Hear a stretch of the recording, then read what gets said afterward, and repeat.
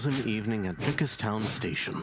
Rosie was finishing up the last of her piloting duties for the day.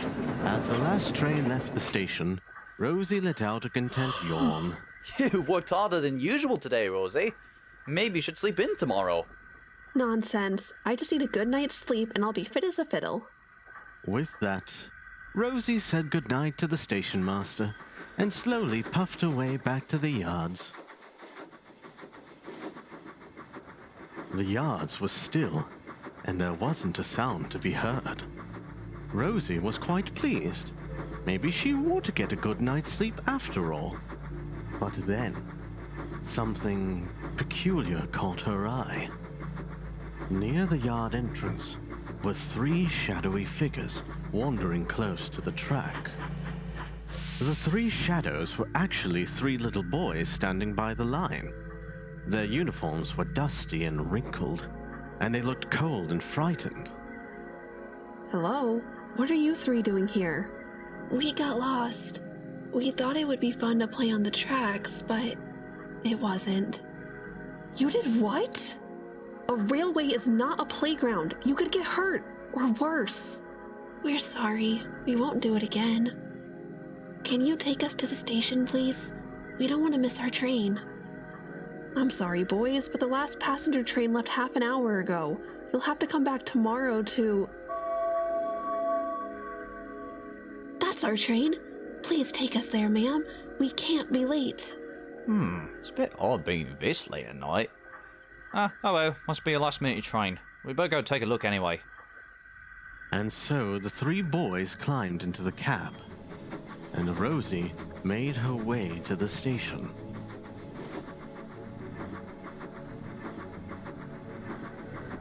As she neared the station, Rosie looked all around.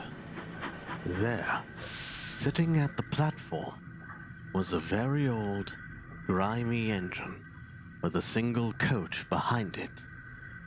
We made it! Just in time. Thank you, ma'am. A very pale guard stepped out of the coach and helped the boys inside. As he did so, Rosie gave special attention to the engine.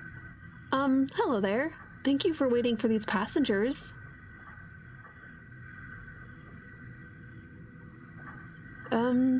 I've never seen you around here before. Do you collect passengers here often? More than I'd like to. Oh, where is this train going? Where they need to go. What does that mean?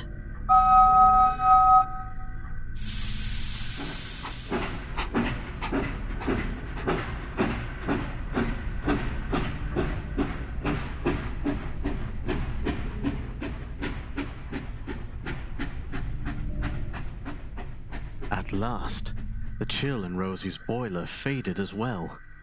She was still full of questions, but too tired to think about it too much.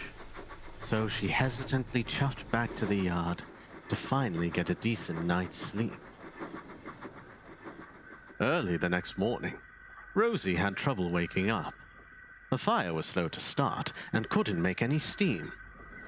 So other shunters had to do her early morning work at the station. I'm so sorry, sirs. Never mind, Rosie. I think the station master will be happy that you took his advice at all. I suppose. I'm just glad we were able to help those poor boys. Rosie paused. Then another thought came to her smoke box. Why did no one tell me we had a late-night train after hours? And where does it go? Yeah, suits me. We'll go ask the foreman. They returned looking very pale. What's wrong? What did the foreman say? He said he didn't know anything about a late-night train. In fact, there wasn't even any last night. That's not all. I picked up this morning's papers and, it's best you take a look here. Rosie's boiler ran cold as the fireman held up the paper. It says that these 3 were playing on the tracks yesterday. A runaway truck came through from shunting and they didn't get away in time. For the rest of the day onward, Rosie stayed silent.